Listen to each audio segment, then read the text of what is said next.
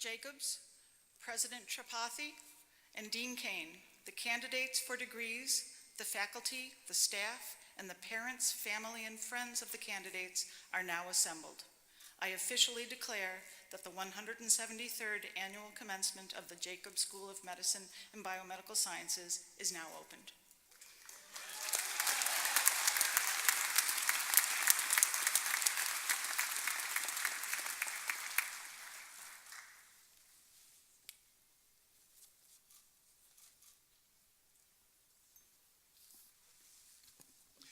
Good afternoon. I'm Michael Kane, and I do have the pleasure of serving as Vice President for Health Sciences and Dean of the Jacobs School of Medicine and Biomedical Sciences. We're going to begin the commencement this afternoon with the singing of our national anthem. So, three things. One, if I could ask our da cappella group to please come forward to lead us in our national anthem.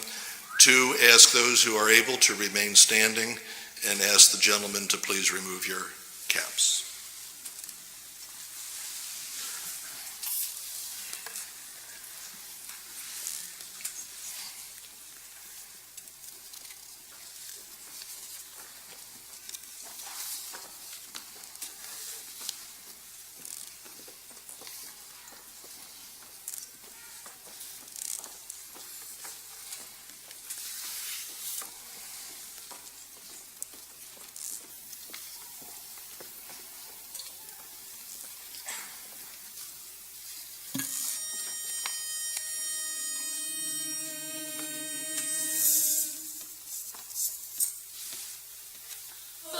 Say, can you see by the dawn's early light what so proudly we hailed at the twilight's last gleaming, whose broad stripes and bright stars through the perilous fight o'er the ramparts we watched were so gallantly streaming, and the rockets' red glare, the bombs bursting in air, gave proof through the night that our flag was still there. Oh, say does that star-spangled banner yet wave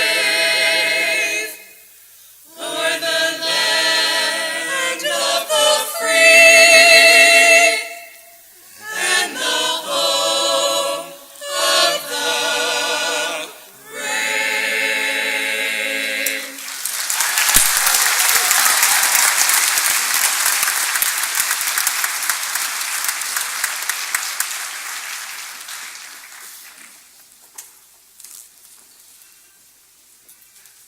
Please be seated.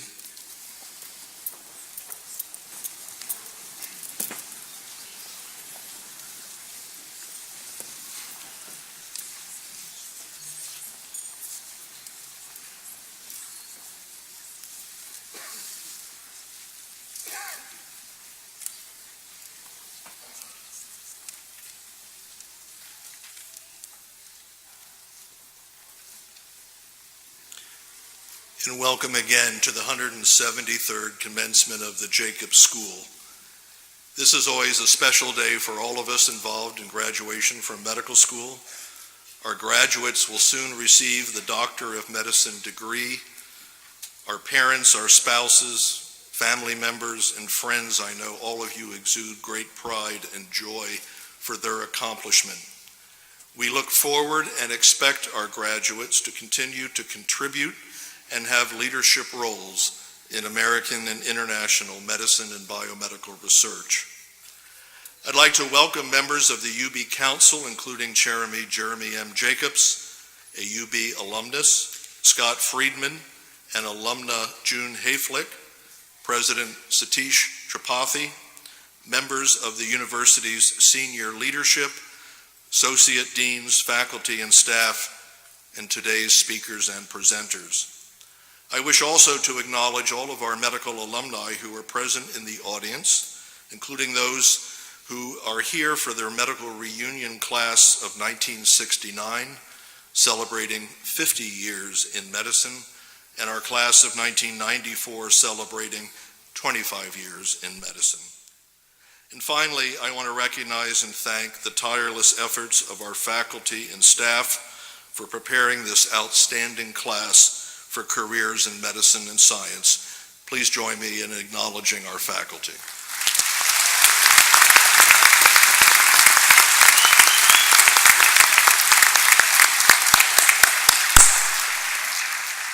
It's now my pleasure to introduce the president of the University at Buffalo, Dr. Satish Tripathi.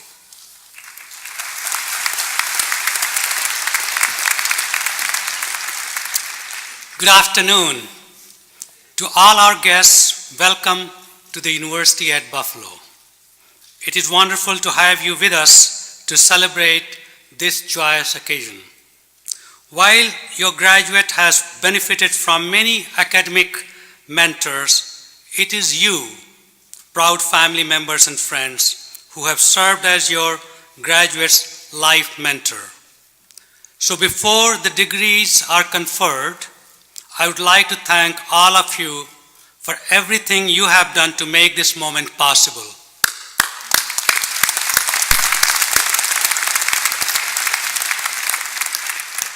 And now, at last, here it is.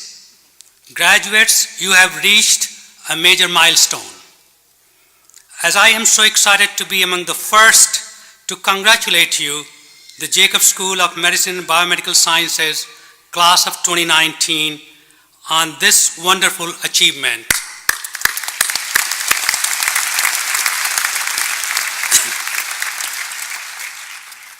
It is cause for elation and celebration. It is the moment when everything crystallizes. Your toil, your determination, your perseverance. You are about to have that well-earned diploma in hand, and with it, I suspect, a sense of great fulfillment in your heart. At the same time, it is my sincere hope that your UB education has reinforced our collective value of humility in public service. As members of a public research university, we seek to discover and innovate, not for self-glorification and self-aggrandizement, but so we may contribute to the greater good. Serving many and serving meaningfully has always been the centerpiece of UB's mission. We embrace service before self. We are guided by the principle of informed, engaged citizenship as the antidote to indifference. And when we engage with others, we are not compelled to impose our views upon them. Rather, we listen to each other respectfully, even when we disagree. That is the essence of humility. It is selfless rather than self-seeking. Let's be clear, humility does not prevent us from having lofty ambitions. Rather, it helps us achieve lofty ambitions without having a lofty view of ourselves. Increasingly, humility is recognized as the differentiators between a good leader and a great leader. Indeed, our own UB researchers have found that the most effective leaders are humble leaders. If we appreciate that we don't have all the answers, we are open and eager to learn from others. We are intellectually curious. We welcome the contrarian viewpoints. We collaborate without bias.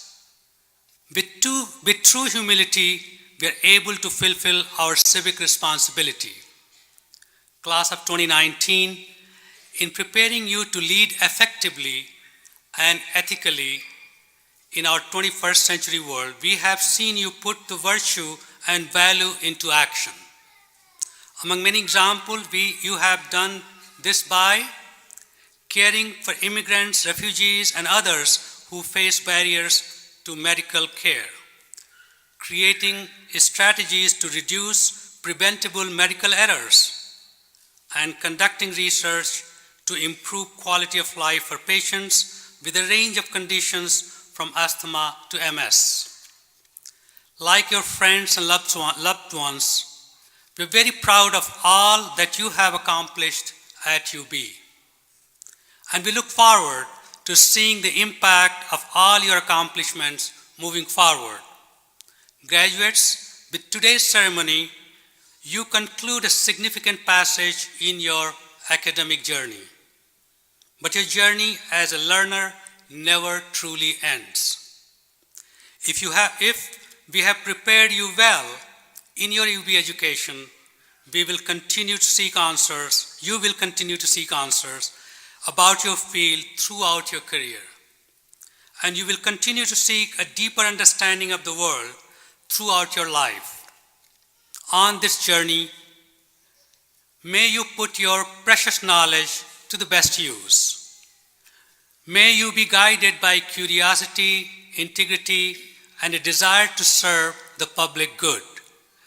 As the courageous South African leader Nelson Mandela once said, "What counts in life is not the mere fact that we have lived. It is what difference we have made to the lives of others that will determine the significance of the life we lead." Once again, congratulations, class of 2019, and all the best wishes for the journey ahead.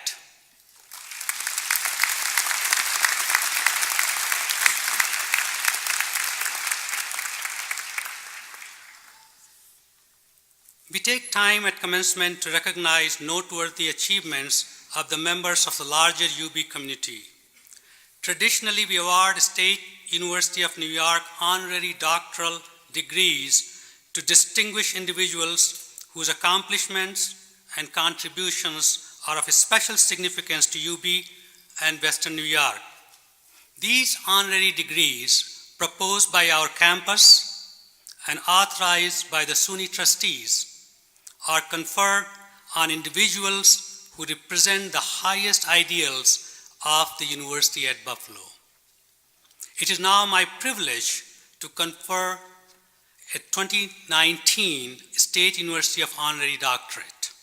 Our recipient, Dr. Donald Pinkle, is unable to attend today's ceremony. Dr. Michael Kane has agreed to accept this honor on his behalf. Dean Kane, would you please come forward at this time? Dr. Donald Pinkle is the founding director and CEO of St. Jude Children's Research Hospital. An internationally renowned pediatrics oncologist, he pioneered the first curative drug treatment for ALL, the most common type of childhood cancer, and a disease once thought to have no cure. For his seminal achievements, Dr. Pinkle was honored with the Lasker Award, often referred to as America's Nobel Prize. Seeking to improve nutrition for the families in need, Dr. Pinkle also helped develop a public health initiative that led to the formation of WIC, the US government's supplemental food program.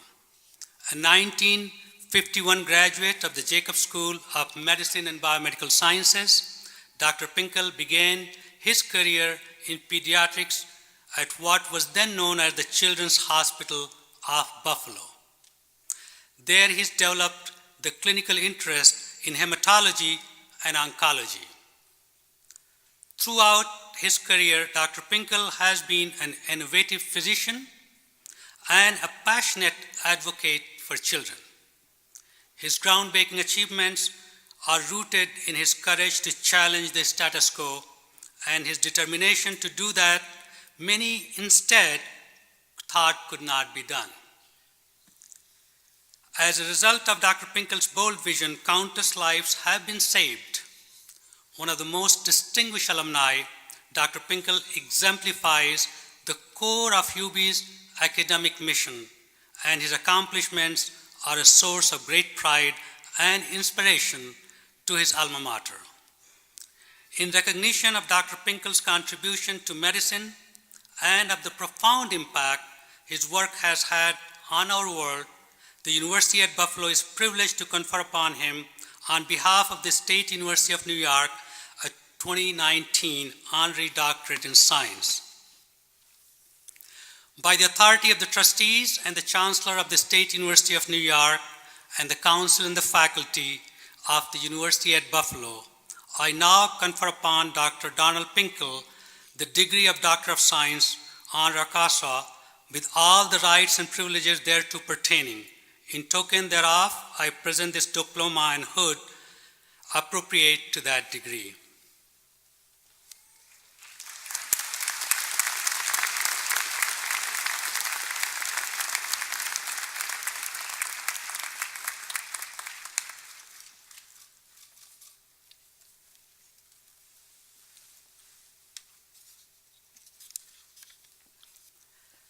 I would now like to ask Mr. Jeremy M. Jacobs, Chairman of the UB Council and Chairman of Delaware North, to present the Chancellor Charles P. Norton Medal.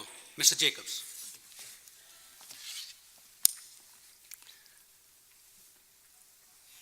Thank you, President Tripathi. In 1922, Chancellor Charles P. Norton created a medal to honor individuals whose accomplishments dignify the performer in Buffalo in the eyes of the world. Today, the Norton Medal is among the highest honors that the university bestows. As chairman of the UB Council, it is my pleasure and privilege to award this medal. Would Dr. L. Nelson Hopkins please come forward? On a personal note, I have known Nick for many years, too many to count actually. I came to know him through my brother Larry. Larry was a neurologist and Nick a neurosurgeon, and together they distinguished themselves in research and discovery. In doing so, they distinguished the university, our hospitals, and the entire Western New York community. Nick's passion for medicine is perhaps best expressed in his desire to train the next generation of neurosurgeons. For more than 3 decades, people have come from all over the world to learn from Nick at the University of Buffalo. It is appropriate that in 2012, he was appointed SUNY Distinguished Professor, the highest rank in the SUNY system. Today, his Norton Medal is well-deserved and in some ways late in delivery. Nick has dedicated his life and work through medicine in our community, and we thank him and celebrate with him today. On behalf of the University at Buffalo Council, I am proud to present the 2019 Charles P. Norton Medal to Dr. L. Nelson Hopkins.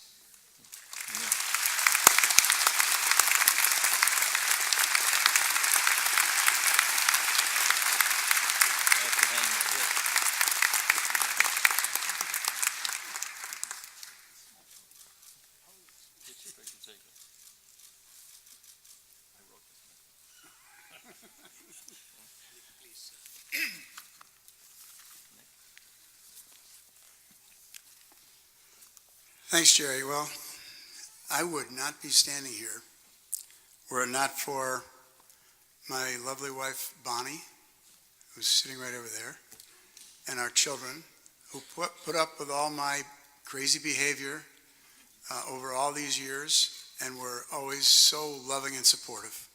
Thank you. I've been carrying the UB banner around the world for the last 30 years or more with great pride. And as many places as I go, there's nothing as exciting as when I bring somebody to Buffalo and show them what's going on here. It blows their mind all the time. This place is just amazing. And I've focused mostly on the Buffalo Biomedical campus, which now with all the new buildings, the Jacob School of Medicine, the Children's Hospital, the Jacobs Institute and Gates Vascular and Clinical Research Center. It's just an extraordinary place. If you haven't been down, I would encourage you to come down and visit us. It was all started by Tom Beecher, who got this award a number of years ago, and has devoted so much to our community. The GVI has been, that is the Gates Vascular Institute, CTRC, and Jacobs Institute have been my passion, and it's consumed my life over the last decade and a half, joyfully. This would not have happened were it not for Chairman Jacobs and his family, who were with me all the way, starting with his brother Larry, who helped conceive the idea and led us to a place where we were fortunate to be one of the nice new institutions on that Buffalo Niagara Medical campus. Also, sincere thanks to President Tripathi and Dean Kane, who were willing to put up with me over the years and help me to achieve the things that I have. This whole community has been special to me and has really made it possible to do this. I don't think we could have done things like this in many other communities. So with that, I'm sincerely appreciative and grateful, and congratulations to all of you in the graduating class. This is really cool. I can barely remember when I graduated, but you must be very, very excited. Thank you.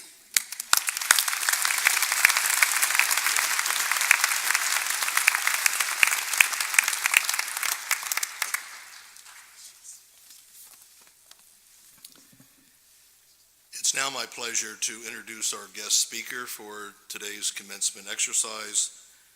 And so Dr. Zucker is the Commissioner of Health for the state of New York. As the state's chief physician, he leads initiatives to combat the opioid crisis, strengthen environmental health, and addresses major public health issues including AIDS, Ebola, e-cigarettes, tobacco cessation, and most recently, measles. Dr. Zucker presides over the state's Medicaid program and oversees the entire healthcare workforce, including hospitals, long-term care, and nursing home facilities. Dr. Zucker has held academic appointments at Yale, Columbia, and Einstein medical schools. He served as White House Fellow and Human and Health Service Deputy Assistant Secretary of Health and Assistant Director General of the World Health Organization. He holds an MD degree from George Washington School of Medicine and a law degree from Fordham Law, as well as a postgraduate diploma from the London School of Hygiene and Tropical Medicine. Dr. Zucker has worked at the Massachusetts Institute of Technology, designed experiments for the Space Shuttle, is on the board that runs the National Laboratory on the International Space Station, and was an ABC News Person of the Week. There's even more in the brochure that accompanies the graduation and commencement exercises, but it is a true pleasure to introduce Dr. Howard Zucker.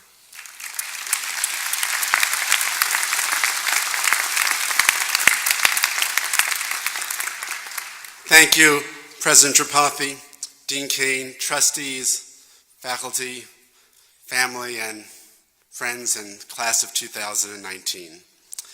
There once was a scarecrow, a tin man, and a lion. They traveled together with a fearless girl on a literal and figurative journey, each seeking something they didn't know they already had. And even though, just like the scarecrow, you now have your diploma, never forget about your heart and your courage. As a doctor, you must draw from both as much as the knowledge accrued through the years of education, the heart to feel a patient's vulnerability, and the courage to take on the challenges in the clinical arena and the research laboratory. Smile. Congratulations. This is your moment. This is what you've been waiting for, yearning for years. Now, perhaps some of you dreamed of becoming a doctor from a very young age, like my older brother, who at the tender age of 5 decided to operate on his stuffed animal, Woof, a dog. performing a tracheostomy, appendectomy, and heart surgery. He then moved on to my own stuffed animal, taking out its insides but unable to sew it back together. And with empathy, he said, "Sorry, the operation did not work. Try not to let this happen to your patients."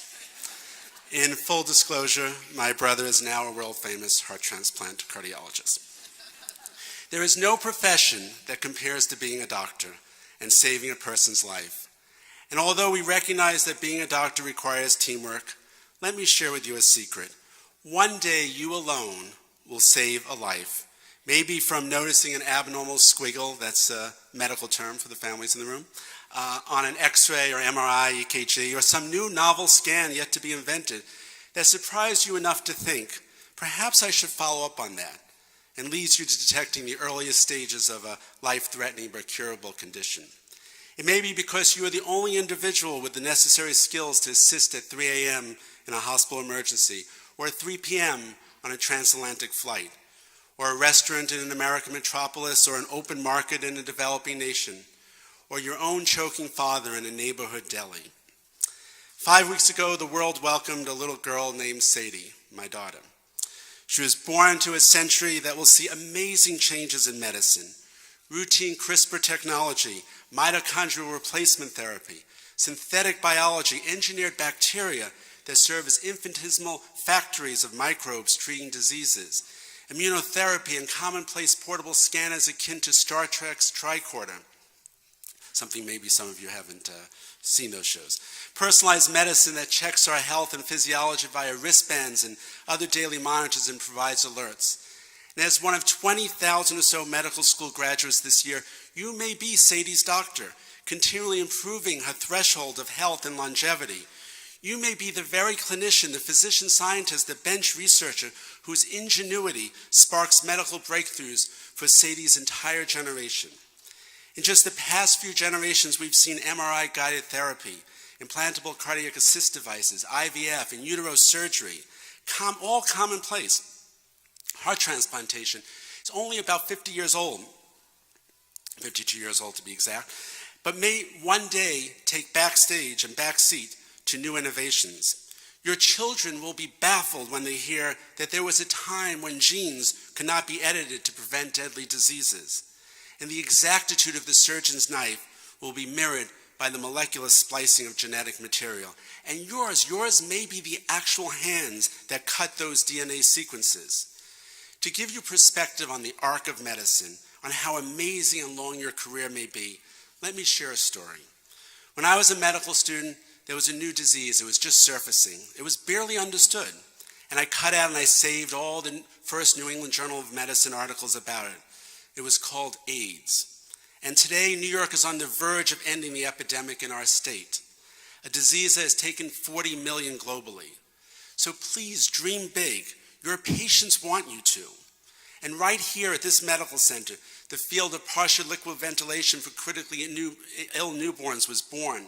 And right here, DNA self-repair was first captured on film in real time, as was the invention of the smart pill, a capsule you swallow that monitors your gastrointestinal motility movements.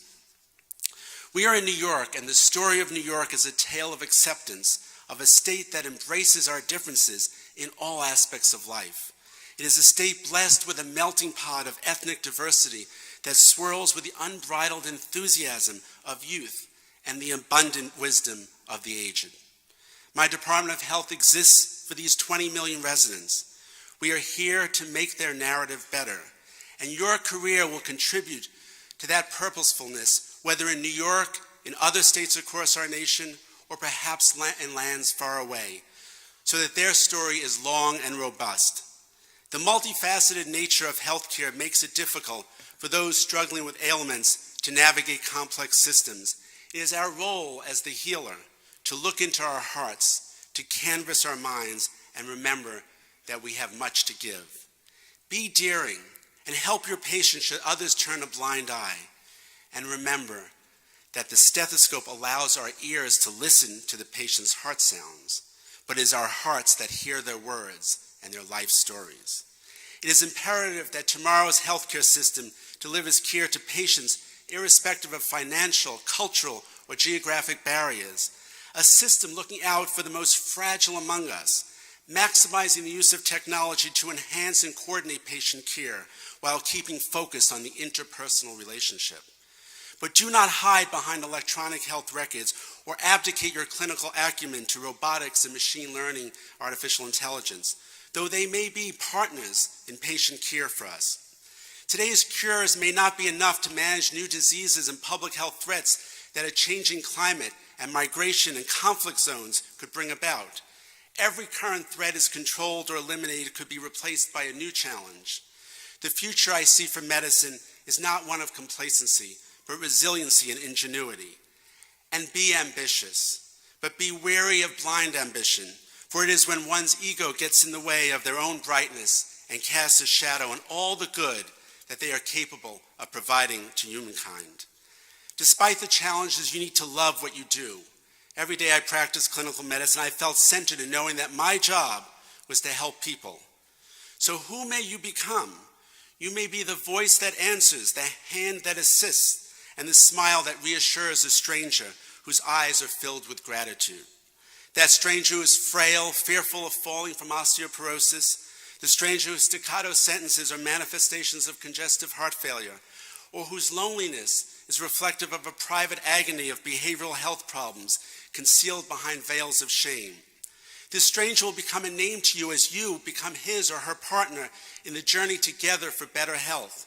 And you will share words of comfort and words of relief, and sometimes you won't have the words because there will be none. It's more than Grey's Anatomy or The Good Doctor. It's more than Doogie Howser, or for the old-timers, Marcus Welby. There is no need for fiction, because when you're a physician, it's all real, and there is no take two. Study the teachings of Sir William Osler. He was the father of modern medicine who catapulted clinical practice forward by centuries. The consummate healer eloquently spoke of equanimitas, a balanced state of health, wisdom, insight, and clarity. And yet at the same time, listen to the astuteness of non-physicians too. Don't underestimate your ability to shape policy from your office practice. It doesn't require a seat in Albany or Washington. A combination of circumstance and foresight may place you at the epicenter of controversial health issues. Make change by being courageous. Another story. I have a lot of stories. This one's truly timely given the measles outbreak. It was the 1960s. Polio was endemic across America, literally robbing vibrant children of their ability to breathe. The polio vaccine was the latest weapon in the doctor's black bag. A solo private practice pediatrician in New York City realized that since viral spread was more prevalent among school-age children, immunization prior to public school entry could help curtail it. And so he mentioned his idea to the father of one of his patients, who was a member of the New York State Legislature. The father said he would introduce a bill requiring such action. And 52 years ago, in January 1967, the law went into effect. That pediatrician is my 99-and-a-half-year-old father, born before antibiotics were invented and practiced medicine until age 90. So yes, you have many marvelous years ahead of you. If you're trying to do the math, I could tell you, I started school early, started being a dad late. Realize that times will surface during internship and residency and afterwards, when happenstance and opportunity will open the door to an easier, less altruistic path, when fatigue and aggravation will feed upon your lesser self. But please remember that leadership, professionalism, and abiding by the Hippocratic Oath means doing what is needed, not what is convenient. Be the face of integrity, medical and scientific reliability, and a sound moral compass. Take the high road, even in the rarefied air of unconventional opinions. Our social fabric is weaved together by compassion and caring for those around us. And as a doctor, you are the needle that knots the yarn that helps keep humanity unfrayed. Everything won't be perfect. There will be more board exams and moments of sheer exhaustion, missed family gatherings, and sadly, you will lose patience. You'll find yourself, as we all have, in a room where the tears are your own, because a child never had a chance to look with awe at the giraffes in the zoo. An elderly person never finished knitting the blanket for her new grandchild. But please remember, be true to yourself. And by being true to yourself, you will have done all that you could and know that. And yet sometimes it wasn't meant to be. And let those experiences become lessons about being human. And ask questions from your mentors and your colleagues. Foolish is the one who fails to wonder why. Stay humble. We all become patients one day. We all get to see it from the other side. Be a kind and caring doctor. People never forget a nice word, a gentle touch, and a welcoming face. And caught within all the cacophony, all the verbiage, all the uncertainties that fill our everydays, there is one undeniable truth, that the greatest gift we can give is the ability to touch tomorrow by improving people's lives today. When you get to the point of having treated hundreds of patients over the years, it may seem like your work will be long forgotten, just as the names of your former patients have become a blur. But let me tell you, there will come a day, years later, when you will run into them in a supermarket or at a baseball game, or you will be rushing to catch a plane with no time to spare, and the gate attendant will say, two things, is that window or aisle? And you'll reply in haste, and then, dragging your suitcase and rushing, you'll be caught by surprise, stopped in your tracks with her second thing. Thank you for saving my son's life 20 years ago. He just graduated from college. Believe in yourself as you transition from uncertainty to confidence during the coming years. Stay true to the wonders of it all. And on this amazing day, take the moment to cherish it, capture it in your consciousness. And do me a favor, a tradition of mine. On this day in the years to come, please open the computer file that you wrote 4 years ago entitled, Why I Want to Be a Doctor.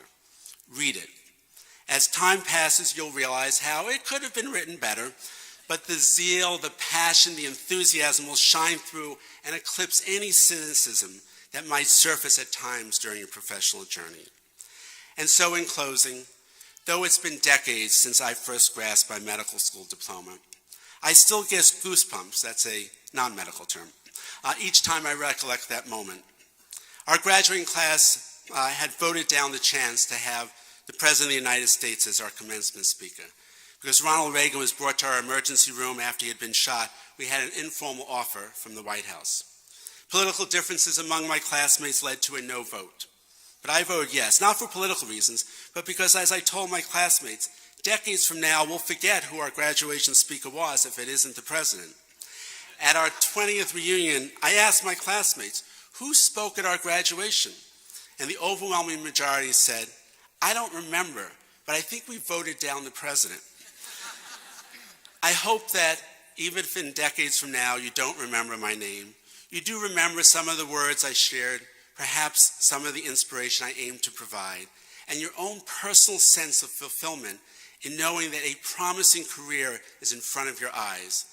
I hope that the courage of the lion, the heart of the tin man, and the brains of the scarecrow will take you down many roads, yellow brick or otherwise, with colleagues, friends, and family, to experience this noblest of professions and to reach your dreams. You took your very first step today. Thank you, and congratulations to my fellow physicians.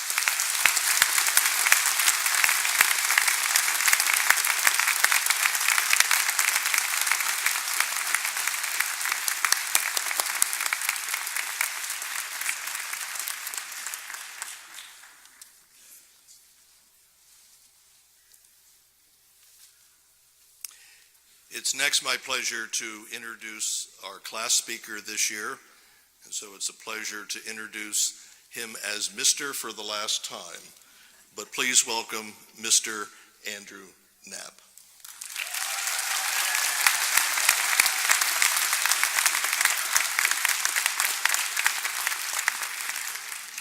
Well, good afternoon, friends, family, faculty, and most importantly, my fellow graduates.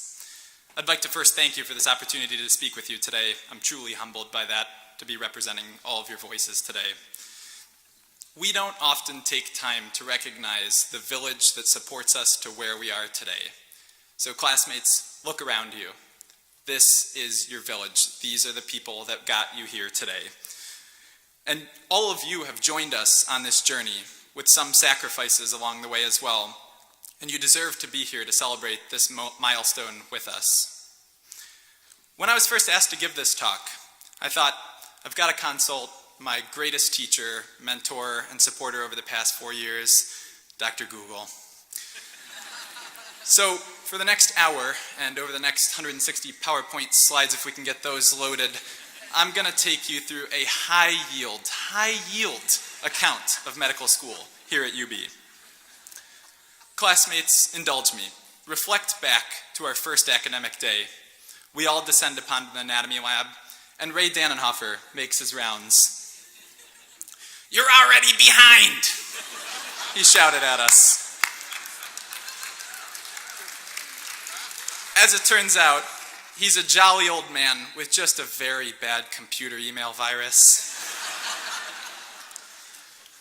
We have seen an astounding transformation of medicine in Buffalo here over the past 4 years, with the growth of the Buffalo-Niagara Medical Campus, the opening of the state-of-the-art new medical school, and tremendous overhauls of the curriculum. All of that is thanks to the many people behind me on stage here today. But let us not forget the humble roots from which we sprouted. It's 7:50 a.m. You stroll into South Campus and find the generous parking spaces in Sherman Lot. 20 minutes later, you find a place to park over on Main Street. And as you're walking in, maybe a rat scurries across the sidewalk in front of you. And then finally, you descend deep into the bowels of the UB South Campus, the musty basement of G26. So in the interest of brevity, I've distilled down each year to just one sentence for you. First year, how does one know so little about so much? Second year, worry about everything, but panic about nothing, except step one. And then the great transition from the pre-cynical to the cynical phase. Third year, fake it till you make it. And fourth year, by far the most expensive vacation you have ever taken. Classmates, we have climbed a mountain, and to be standing here at the peak today, it is nice to know that the rest of our career will just be a casual stroll downhill. But in actuality, all of you know, the only mountain we stand atop today is one of great, great student loan debt. The humbling truth is that today marks just the end of the beginning for us, and not the beginning of the end. Along the way, I've learned a few lessons that I'd like to share with you. First, sleep. What a luxury. Second, free food. Eat first, ask questions later. Third, never wait to be told a second time to go home.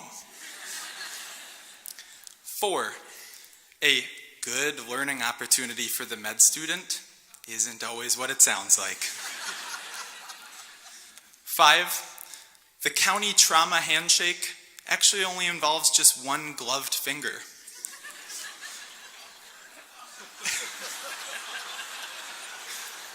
And last, to everyone joining us here today, please be safe in July. They call it practicing medicine for a reason. In all seriousness, class of 2019, our imposter syndrome ends here today. As we receive those 2 letters after our name, it's time to embrace the role of this hard-earned privilege. And I say privilege carefully, knowing that in this country, higher education, particularly to the degree that we receive today, is more of a privilege than a right. And we must acknowledge that privilege, the privilege to reach this point in education, the privilege to have the financial and career prospects that we will have in the future. And some days, simply the privilege to be able to walk out of that hospital at the end of the day healthy and go home to our families. That is a luxury we do not share with many of our patients. So as our white coats grow by just a few inches, let not our egos grow in kind. For humility is a key that unlocks many doors. Except the anatomy lab or any conference in the new med school, forget about that. We are a new generation of physicians entering a new era of medicine at a time of misinformation, social injustices, and political divisiveness. So let me share my vision with you. We will be a group to prioritize wellness and seek balance. A group that will define success not by our publications, positions, but by the quality of the care that we provide. And Press Ganey scores, RVUs, insurance company metrics. We will be a group to reject and denounce bad science. A group that combats stigma to defend the humanity of our most vulnerable patients experiencing mental illness, homelessness, and substance use. And finally, a group that upholds healthcare as a basic human right and not a privilege. We will be a group that works for the outcomes and not the income. So, as many of you prepare to depart Buffalo, heading all over the country, remember that we are now proud ambassadors to this alma mater and our city of good neighbors. Congratulations.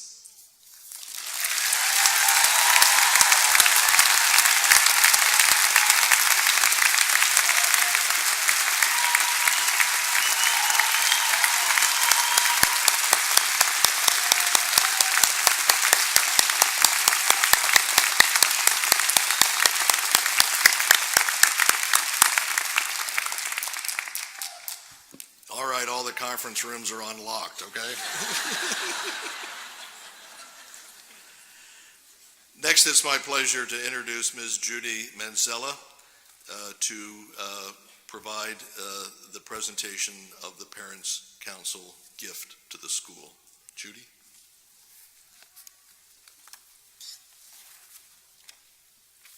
Good afternoon. I'm Judy Manzella, and on behalf of Parents' Council, I would like to thank the medical school administration, faculty, and staff for all of their support. A special thanks to the Office of Student and Academic Affairs for their guidance and continuous commitment to the Parents' Council. Dr. Kane, on behalf of the parents of the graduates and the Parents' Council, we would like to present this photograph of the graduating medical class of 2019 to the university, to be hung in the walls of the medical school for many years to come.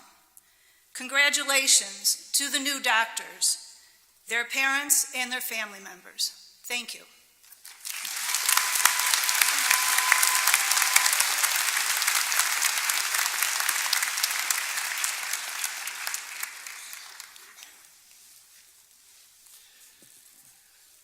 I want to take a few moments and read a portion of Dr. Donald Pinkles' acceptance speech. That we moved to this portion of the program because it's right before we confer degrees on each of you.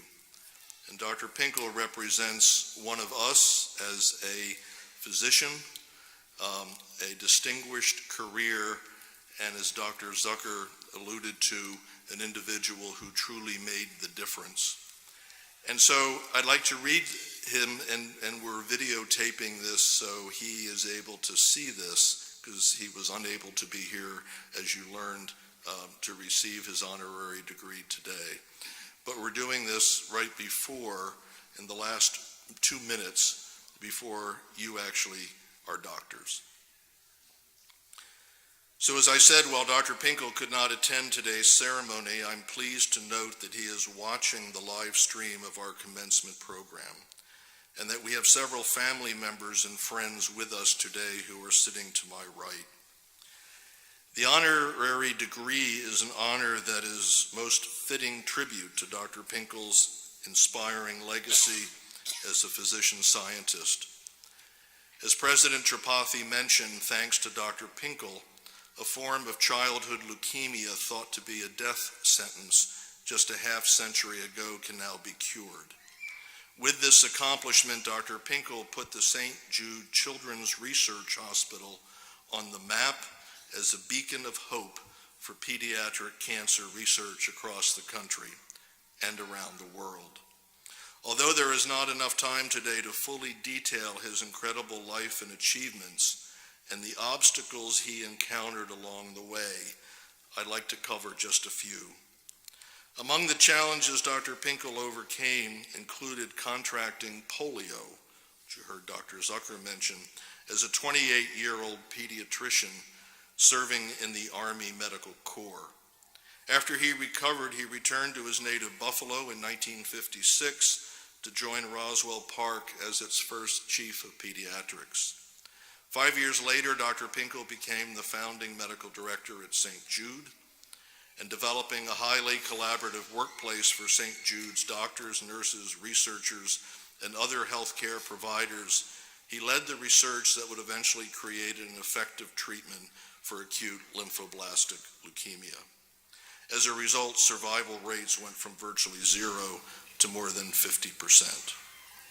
We are so very proud to be able to claim Dr. Finkel as one of our alumni, and we thank him for the inspiring example he has set for today's graduates and all of us at UB, a true role model for all of us to follow. Although, as I said, he couldn't be with us today, he did provide a brief message that he asked me to read. It reads, quote, "I am deeply honored to receive this honorary degree from my alma mater. Please extend my congratulations to the new graduating class of physicians.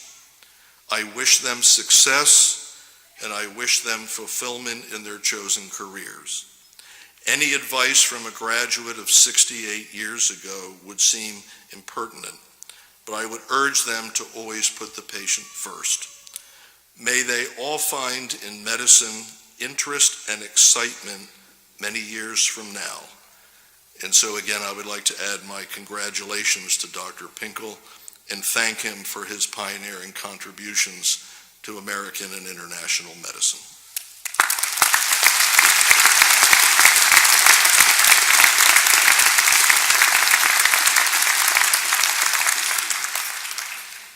It's time to begin to call you doctors, and so I would like to ask Suzanne Lachuk to please begin the process.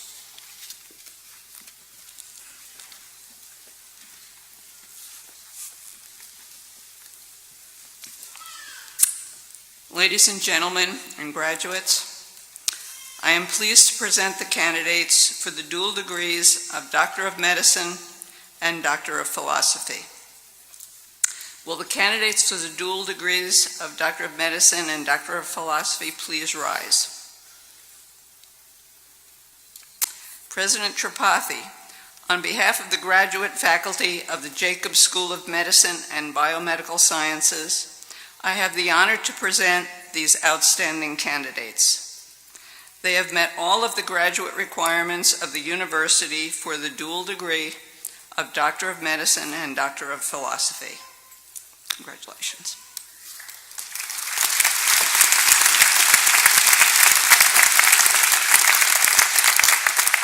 By the authority of the trustees and the Chancellor of the State University of New York and the Council and the faculty of the University at Buffalo, I now confer upon you the degree of Doctor of Medicine and Doctor of Philosophy with all the rights and privileges thereto pertaining.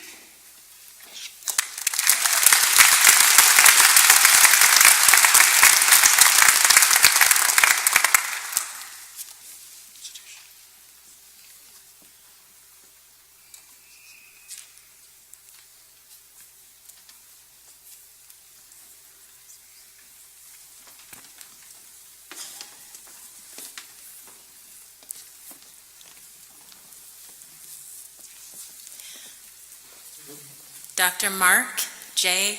Busick.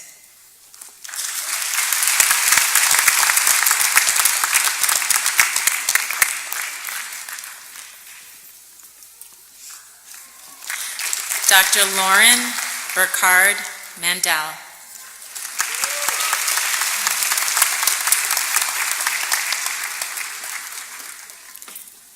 Dr. Amy Koo.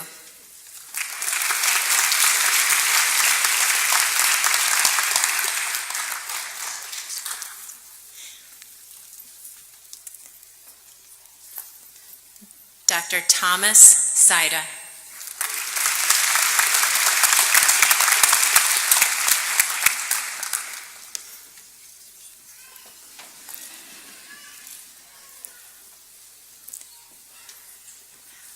Dr. Rachel Marie Simpson.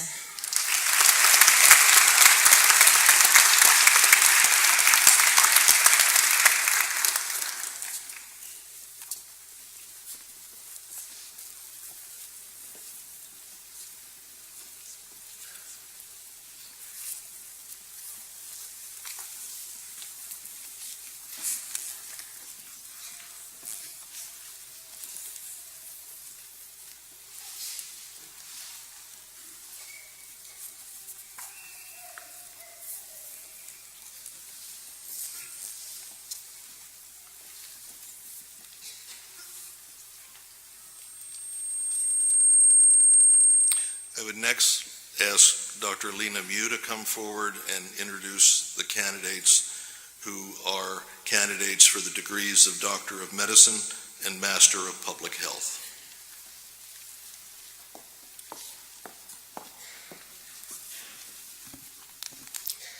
Will the candidate for degrees of Doctor of the Medicine and Master of the Public Health please rise? President Tripathi, on behalf of the graduate faculty of Jacobs Schools of Medicine and Biomedical Sciences and the School of Public Health and Health Professions, I have the honor to present this candidate. She has met all the graduate requirements of the university for the dual degrees of Doctor of the Medicine and Master of Public Health. Congratulations.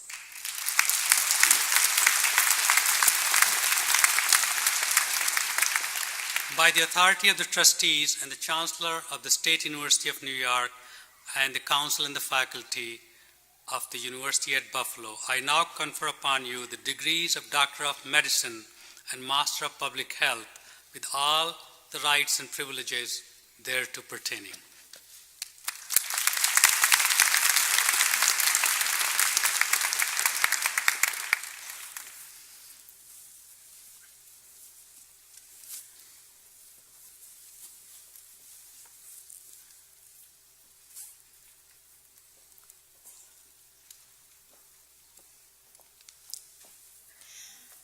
Dr. Chelsea Lynn Recor.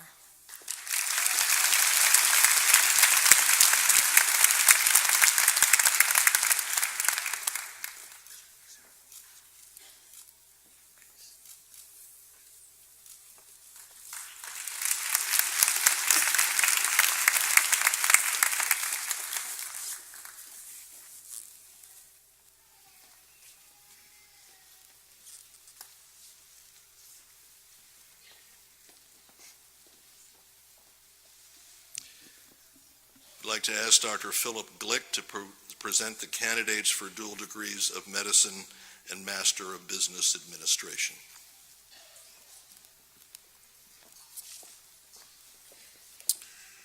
Will the candidates for the dual degrees of Doctor of Medicine and Masters in Business Administration please rise?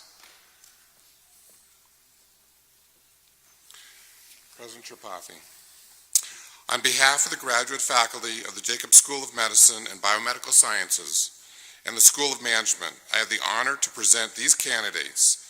They have met all the graduate requirements of the university for the dual degrees of Doctor of Medicine and Master in Business Administration. Congratulations.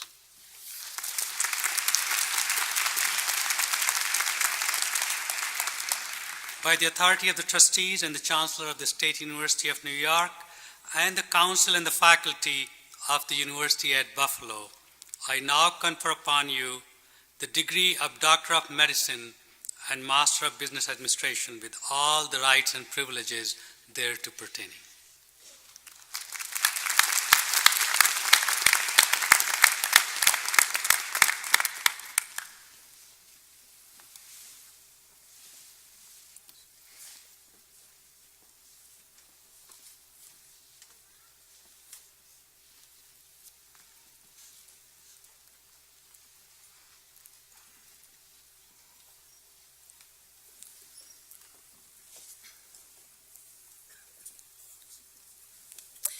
Dr. Christ Michael Aplax.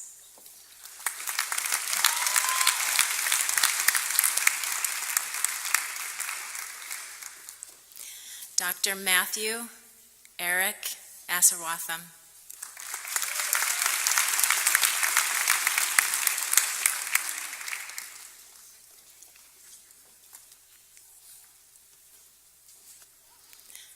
Dr. Claire Elizabeth Cowden.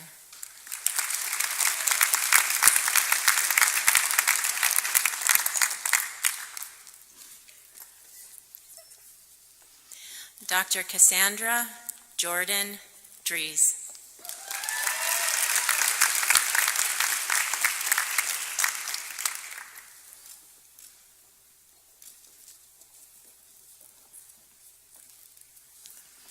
Dr. Evelyn Quist.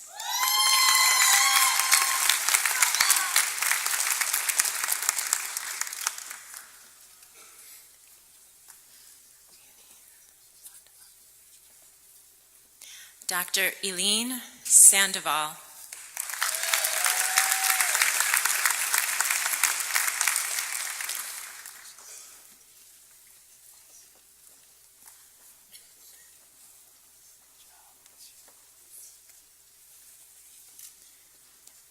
Dr. Alyssa Marie Valmrick.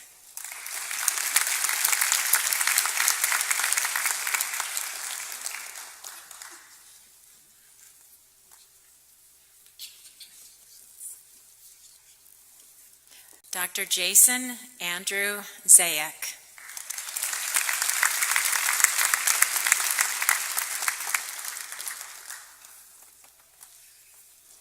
Dr. Ewing Joe.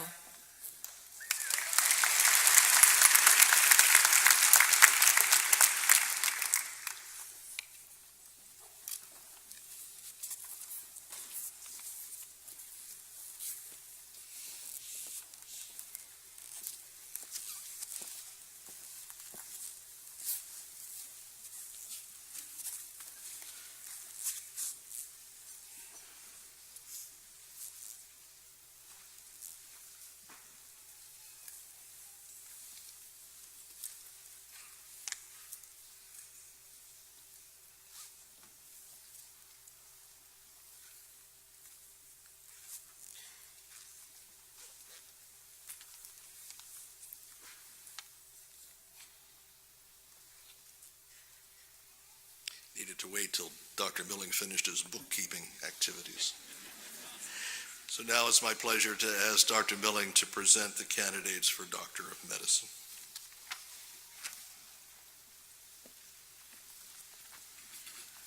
Thank you, Dr. Kane. Will the medical class please rise and remain standing?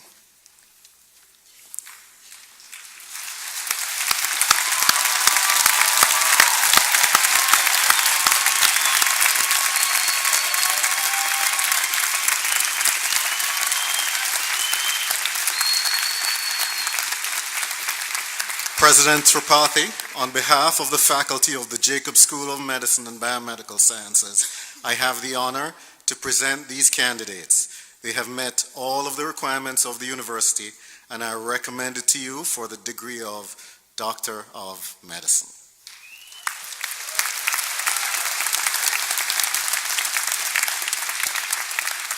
By the authority of the trustees and the Chancellor of the State University of New York, and the council and the faculty of the University at Buffalo, I now confer upon you the degree of Doctor of Medicine with all the rights and privileges pertaining thereto. Congratulations.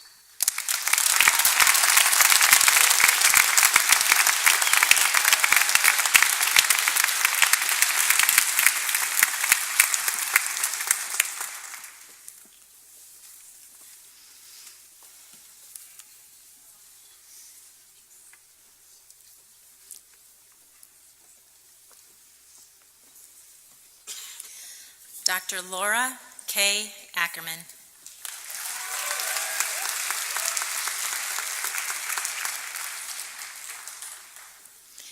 Dr. Aaron David Adams.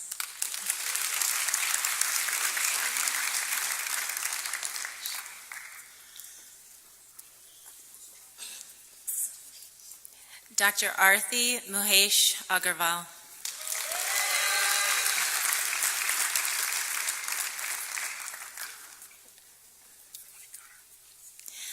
Dr. Jeffrey Paul Aldinger.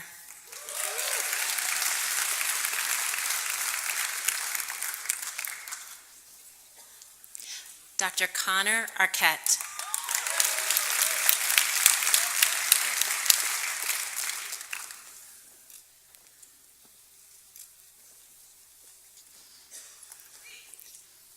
Dr. Ramon Safwat Biboui.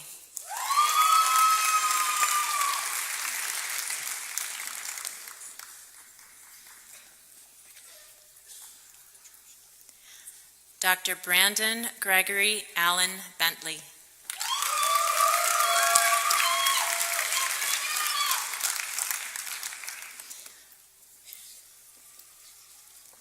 Dr. Emily Elise Benton.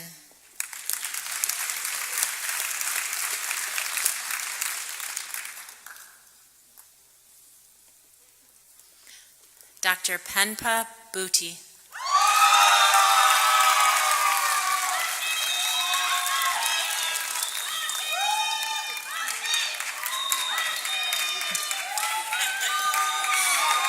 Dr. Max Jacob Blumberg.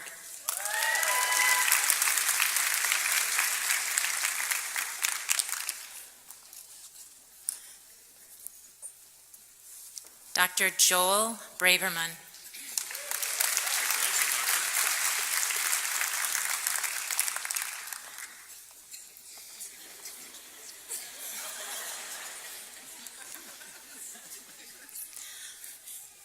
Dr. Sarah Budick.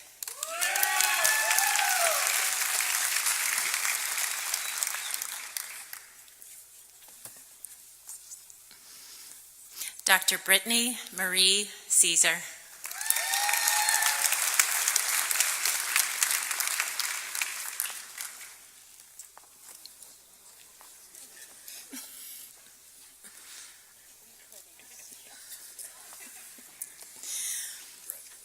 Dr. Mark Seth Chase.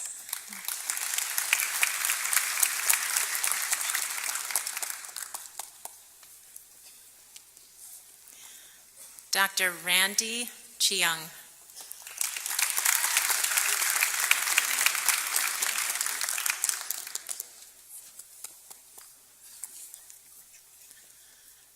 Dr. Eugene Chung.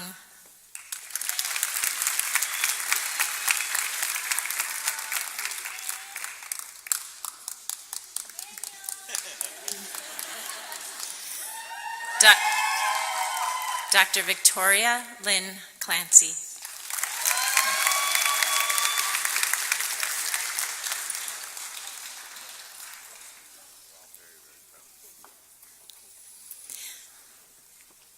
Dr. Alexander J. Clark.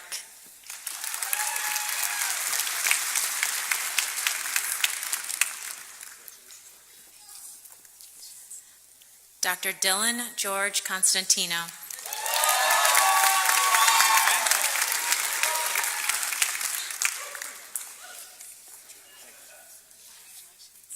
Dr. Samantha Michelle Davidson.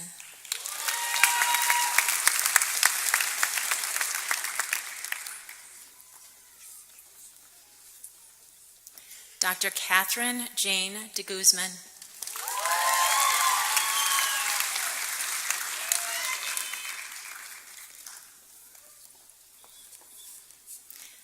Dr. Danielle Nicolette Dixon.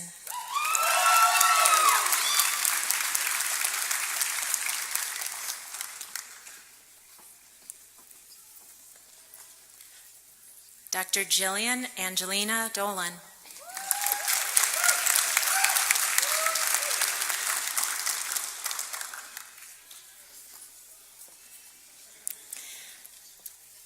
Dr. Allison Marie Edwards.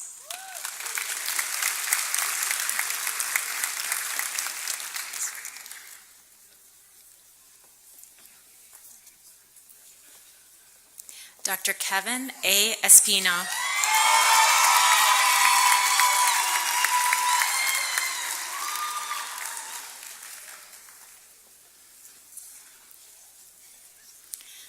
Dr. Adeline Marie Fagan.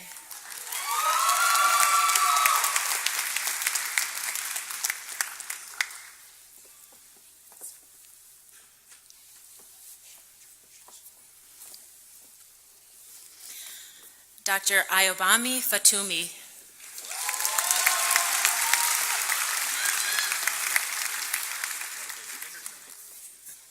Dr. Peter Fields.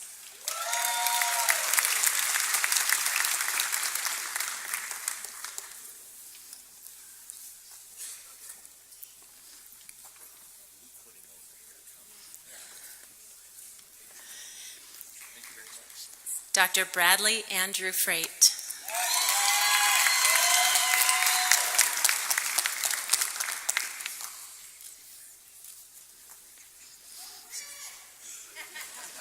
Dr. Mary Kate Fraunheim.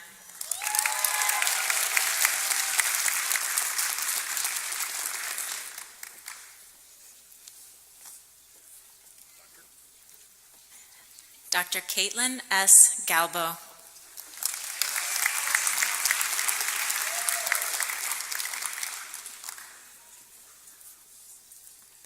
Dr. Colleen Fritton Gardner.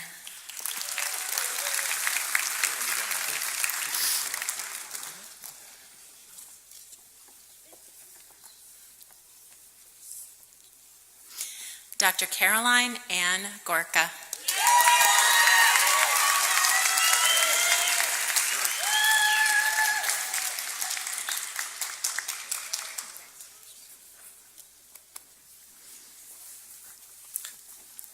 Dr. Amanda Megan Gotch.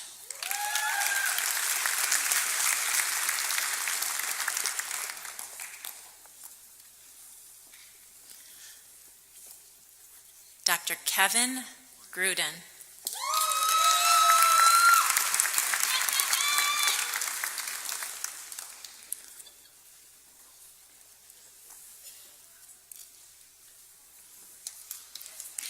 Dr. Patricia Haddad.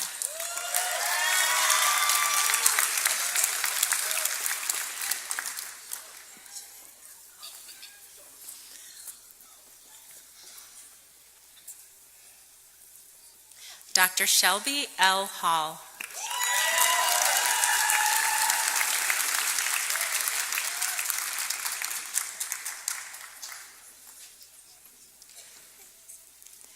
Dr. Kevin Hannon.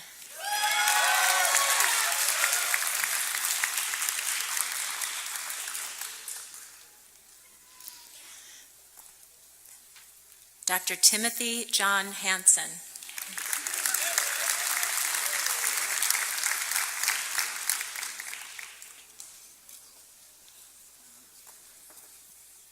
Dr. Joelle Nicole Hartke.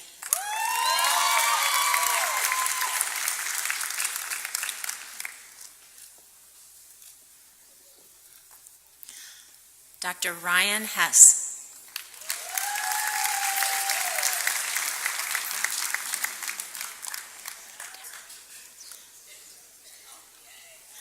Dr. Tara Rose Hogan.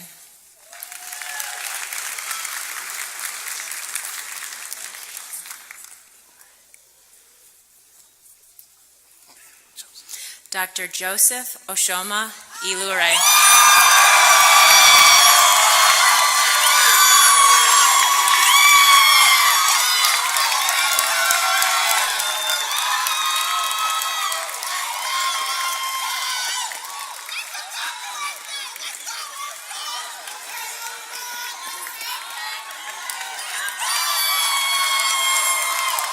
Dr. Austin James Iovoli.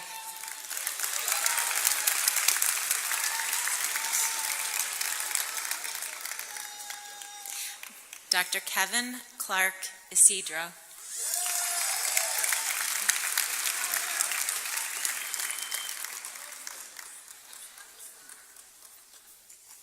Dr. Amit J. Javeri.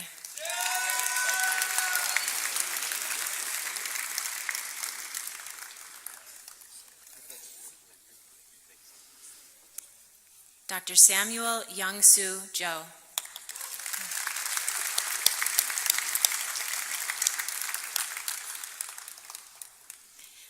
Dr. Michael Paul Johnson.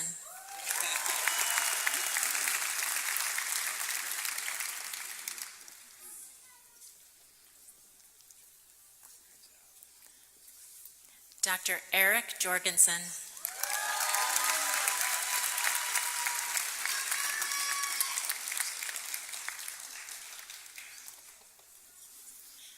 Dr. Matthew Joseph Cabolan.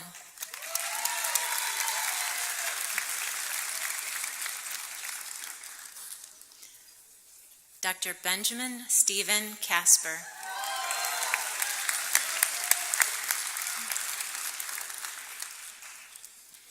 Dr. Daniel Kaitov.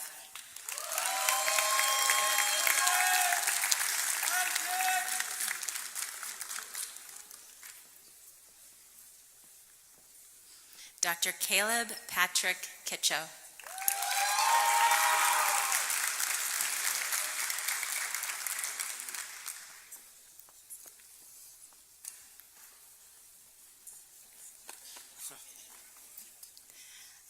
Dr. Andrew S. Knapp.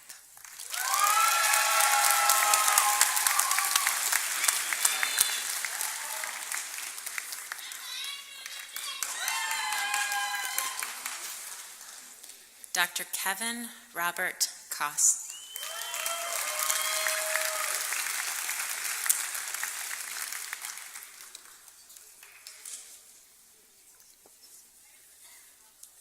Dr. Adam Jeffrey Crow.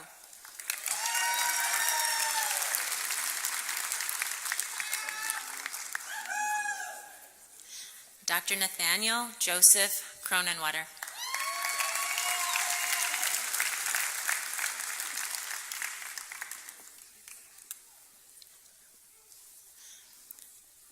Dr. Nirva Kudyan.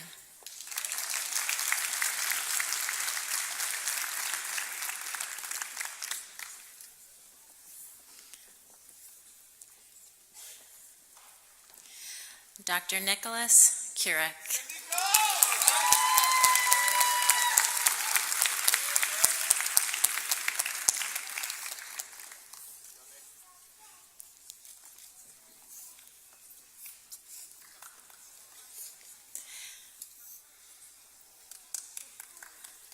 And Dr. Tamara Pearl Kurek.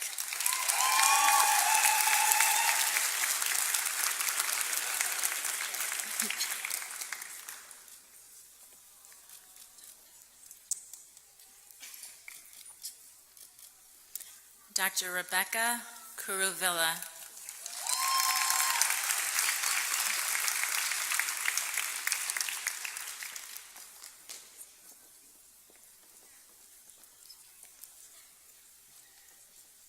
Dr. Rachel L. La Rosa.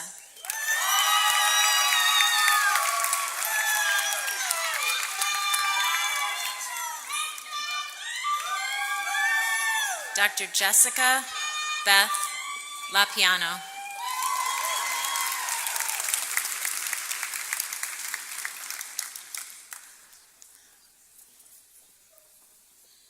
Dr. Mark Christopher Lawler.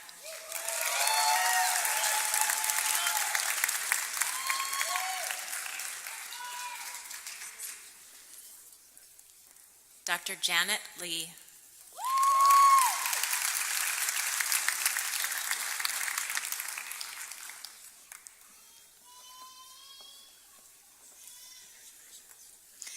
Dr. Julie J. Lee.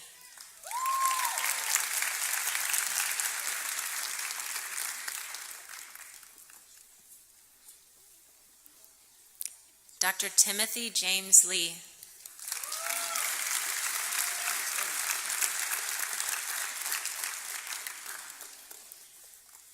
Dr. Seth Caleb Levy.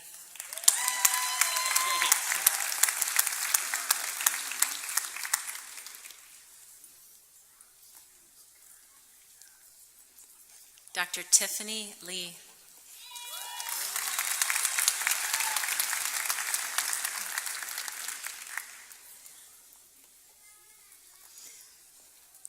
Dr. Alexander Manzella.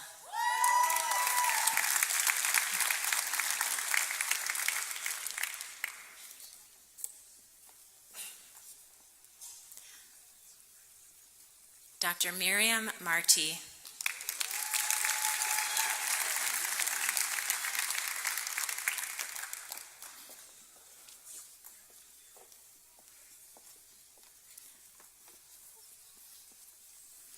Dr. Owen Mayer.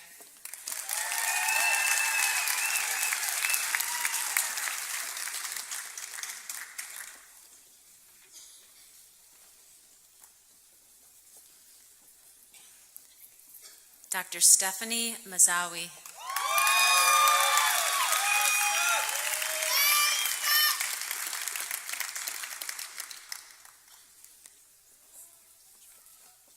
Dr. Patrick McGough.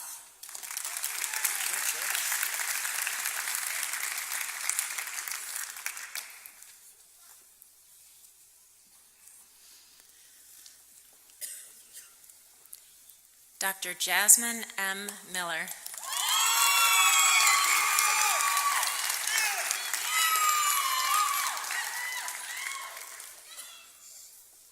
Dr. Ryan Joseph Miller.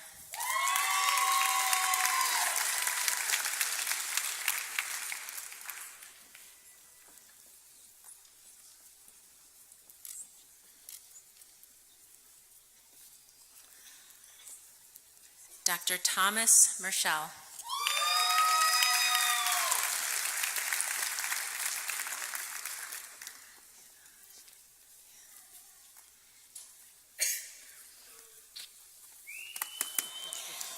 Dr. Nabia M. Hassan.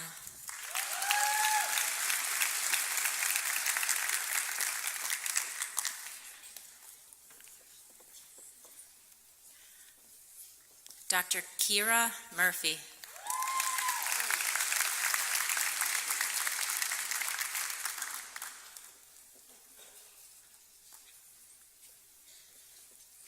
Dr. Farina Nawaz.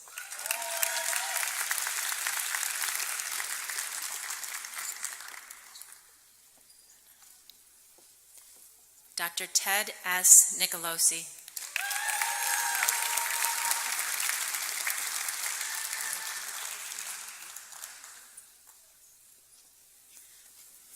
Dr. Ryan O'Connor.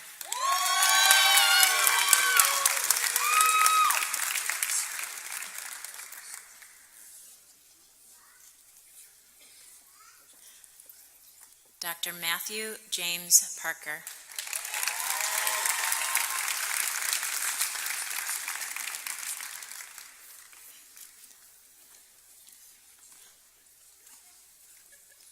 Dr. Andrew A. Pasquale.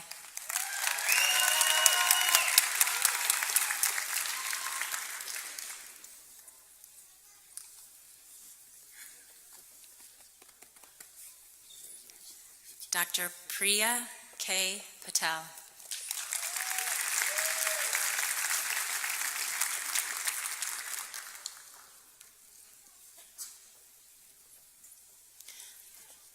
Dr. Russell J. Pizzo.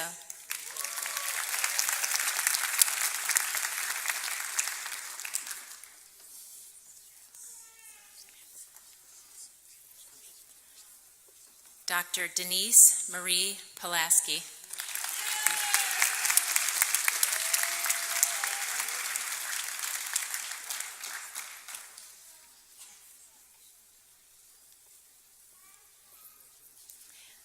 Dr. Joseph R. Polachemi.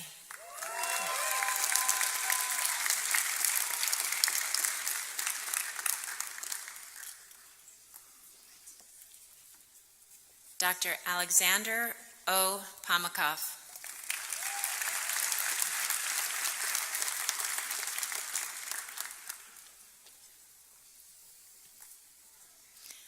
Dr. Nicholas A. Ravin.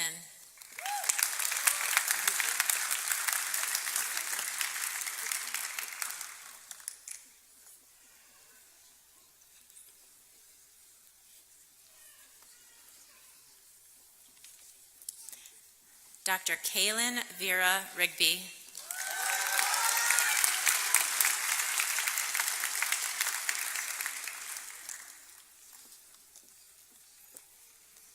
Dr. Christine R. Robertson.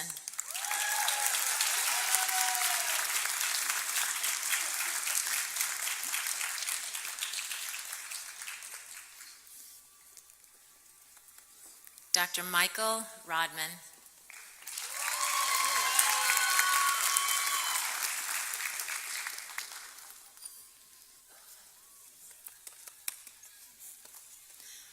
Dr. Maddie Rossi Schumacher.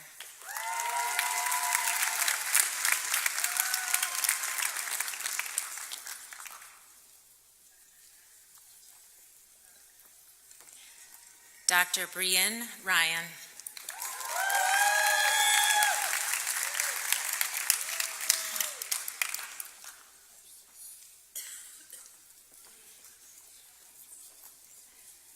Dr. Rachel Lynn Longendijk.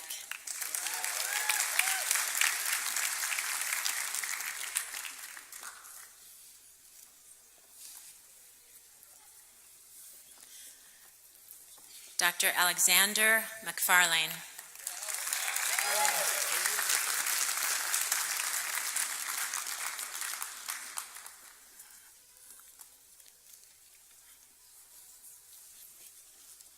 Dr. Erin Caitlin Mandato.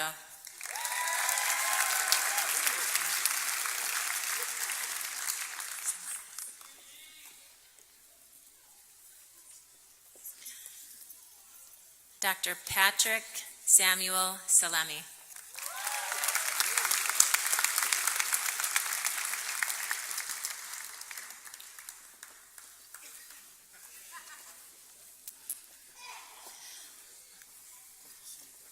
Dr. Andrew P. Savaggio.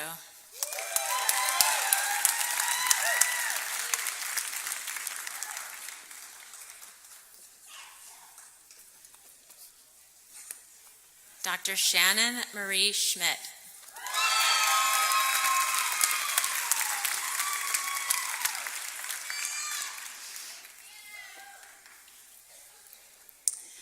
Dr. Andrew Sire.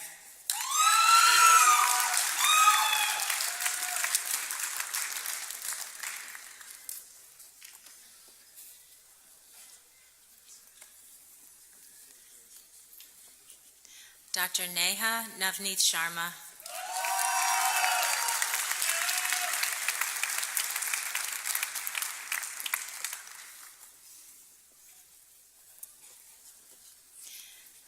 Dr. Amanda Catherine Sherman.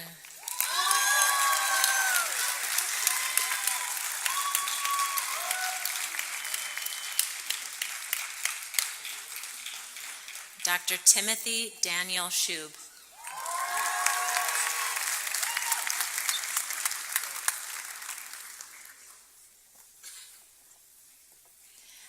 Dr. Neil Lawrence Shelsky.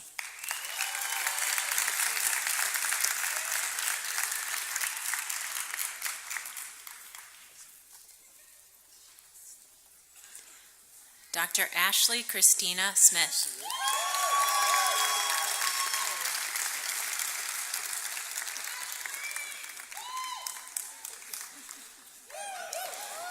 Dr. Jillian Page Smith.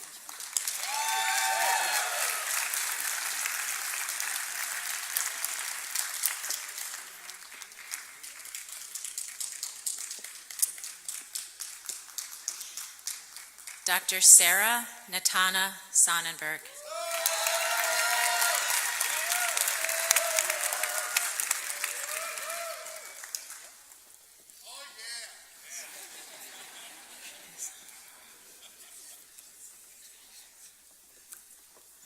Dr. Pavitra Suhani Srinivasan.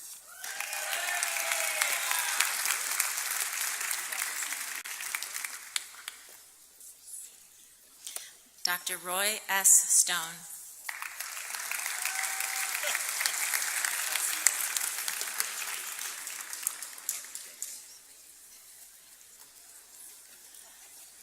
Dr. Kenneth J. Stransky.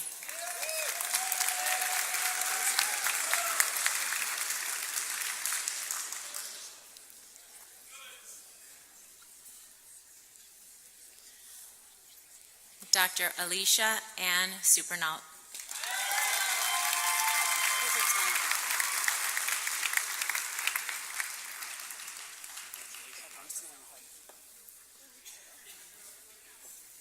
Dr. James Lee Thompson III.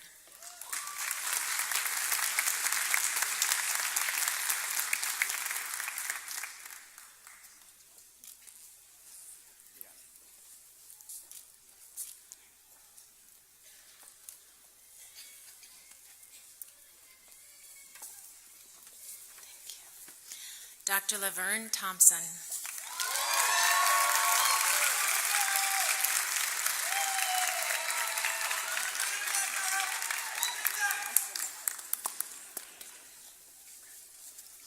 Dr. Paige Elizabeth Thompson.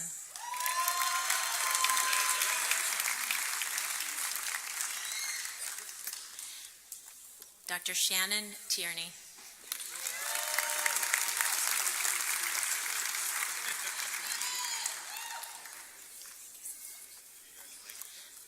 Dr. Brina Torrey.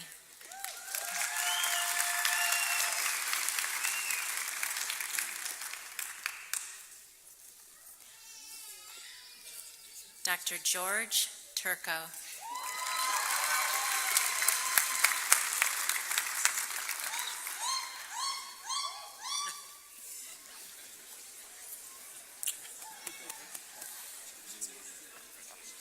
Dr. Francis Ifanyuchukwu Uwechwe.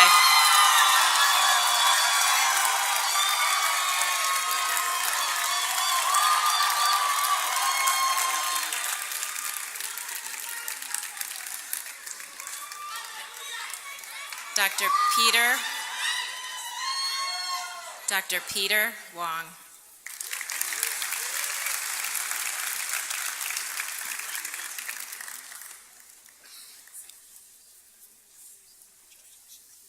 Dr. James Warris.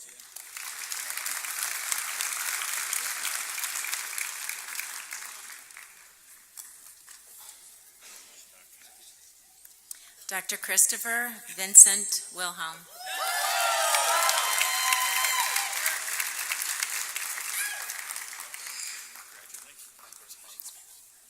Dr. Robin Wilson.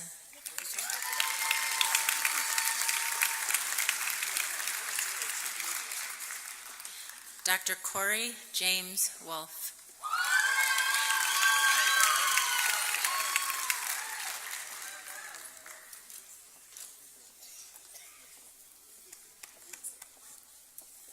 Dr. Vincent Wong.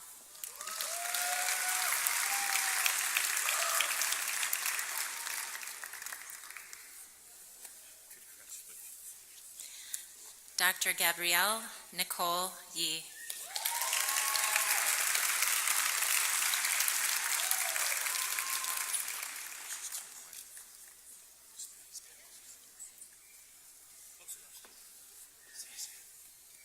Dr. Irene S. Yu.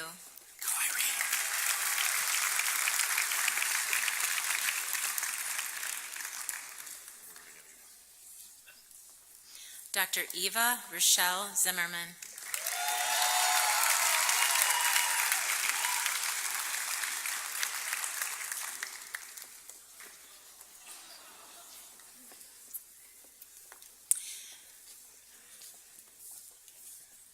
Dr. Felipe Jose Zinkowicz.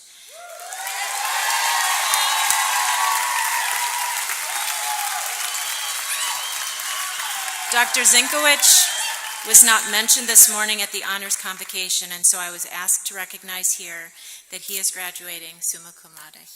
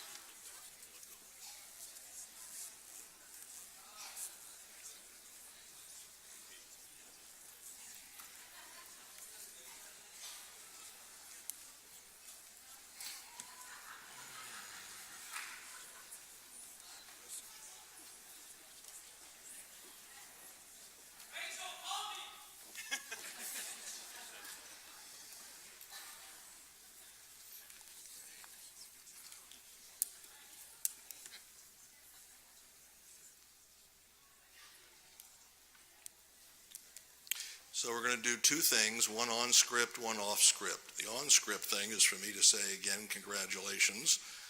The other one that's still on script, by the way, so there was three, is to move your tassels from the right to the left.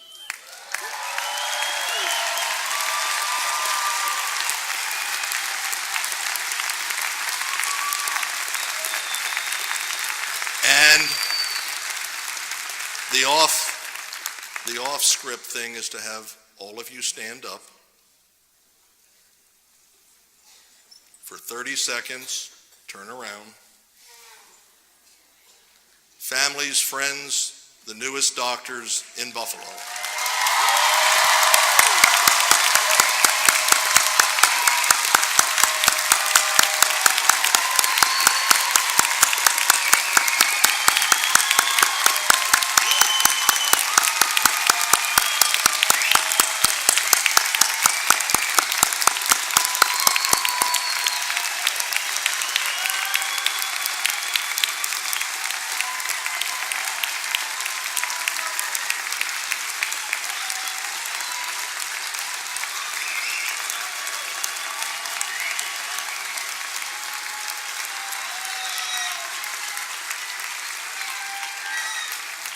Thirty seconds are up.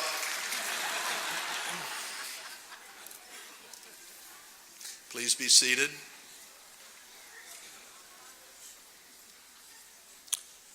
And you have two important oaths to consider and take. And so the first one asked Dr. David Milling about the charge of Maimonides.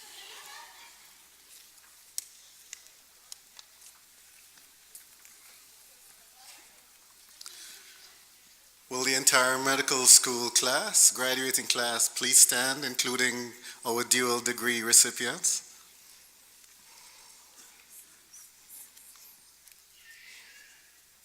May the Almighty, source of mercy, be with you in all your efforts to heal the sick.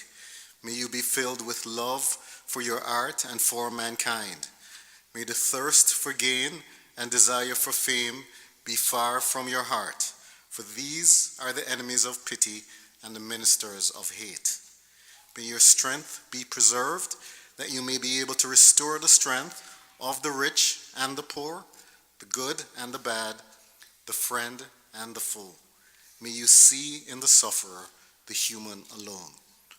When those wiser teach you, may you be humble to learn, for the human mind is so limited and the art of healing is so vast.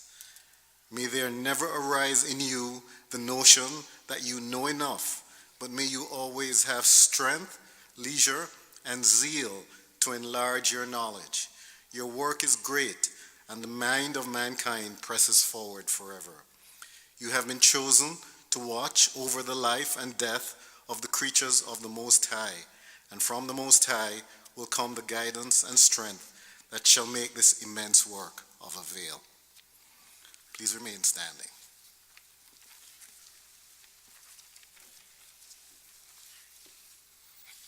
And so now I ask you to join me in reading the oath, which is on page 28 of the agenda and brochure. And as you read it, think carefully about the words that you're saying, and I recommend all of you to pull this out periodically and reread it throughout your careers. So please say with me, I swear to fulfill to the best of my ability this covenant. I will respect the scientific gains of those physicians and scientists in whose steps I walk, and gladly share such knowledge as is mine with those who are to follow. I will remember that there is both art and science to medicine. I will pursue the expansion of my knowledge throughout my life for the benefit of my patients. I will practice medicine with conscience and dignity. I will respect the privacy of my patients and not judge them. I will prevent disease whenever I can, for prevention is preferable to cure. Most especially, I will tread with care in matters of life and death, and if it be merely within my abilities to help ease suffering at the end of a life, may I face this awesome responsibility with humility and awareness of my own frailty. I vow always to act to preserve the finest traditions of my calling and may I long experience the joy of healing those who seek my help. Congratulations again, and please be seated.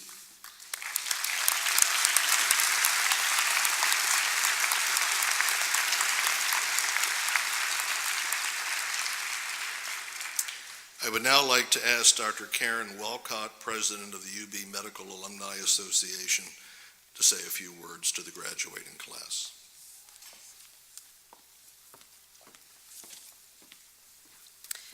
Congratulations. I officially welcome you to your Medical Alumni Association, a network of over 12,000 physicians and scientists. We are now much stronger because of you. I also congratulate our newest Alumni Ambassadors from your class who are committed to keeping you connected to each other through our various programs. We welcome Connor Arquette, Joel Braverman, Nabiha Musarat Morin, Christine Robertson, and Alicia Supernault. Thank you and welcome. Now, please stay in touch with your classmates, and please try to stay in touch with Buffalo. Just my own experience being an alumni is shared with my husband, who's also a member of the class of 2002. We have enjoyed connecting with UB through reunions, sporting events, and gatherings with current students. While we are not originally from Buffalo, we've been embraced as locals in the UB community. Another highlight from our class notes: my classmate, Dr. Robert Gore, will be in Buffalo tomorrow to serve as the Spring Clinical Day keynote speaker. I'm sure he would agree with Roger and me that graduation seems like yesterday, and remaining close after medical school is important.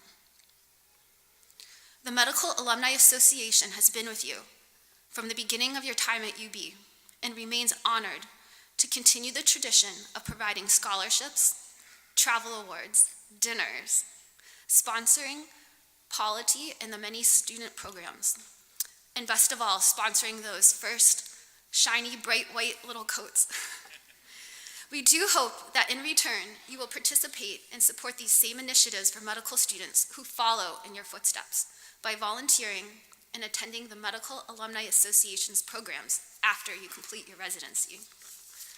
Once again, congratulations to all of you on behalf of the Medical Alumni Association, and best wishes for a successful residency.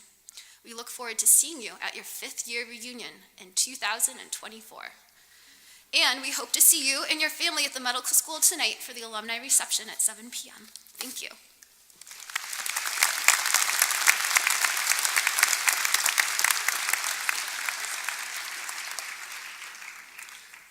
I'd like to ask Dr. Michael Rodman to please come to the stage to lead us in the school's alma mater, which is on page 30. Michael?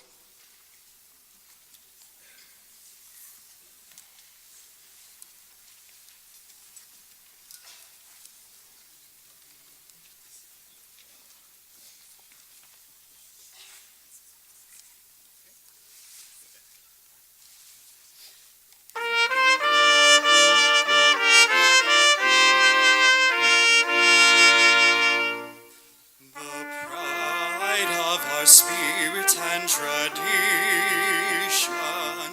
our alma mater's truth and name declare.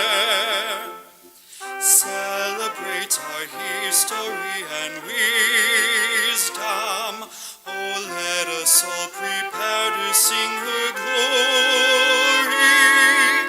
To Buffalo, all hail to thee, noble and strong, it's our university. To blue and white pledge loyalty. Sing in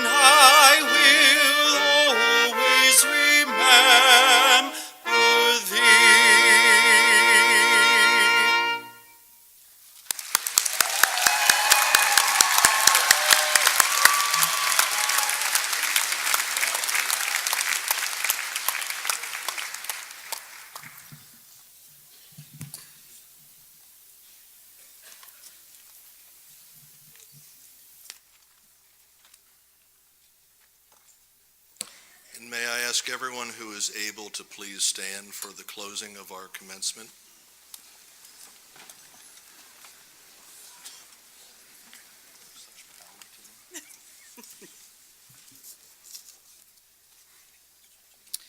I declare that the 173rd Annual Commencement Exercises of the Jacobs School of Medicine and Biomedical Sciences are now concluded.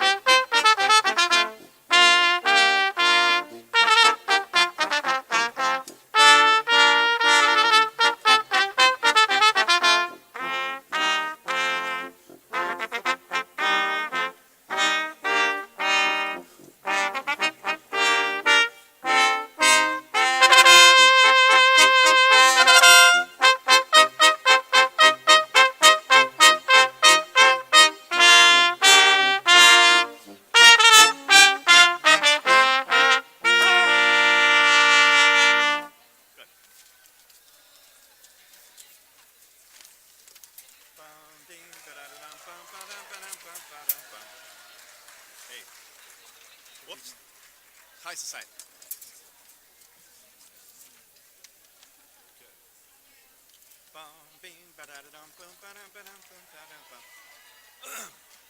One, two, three.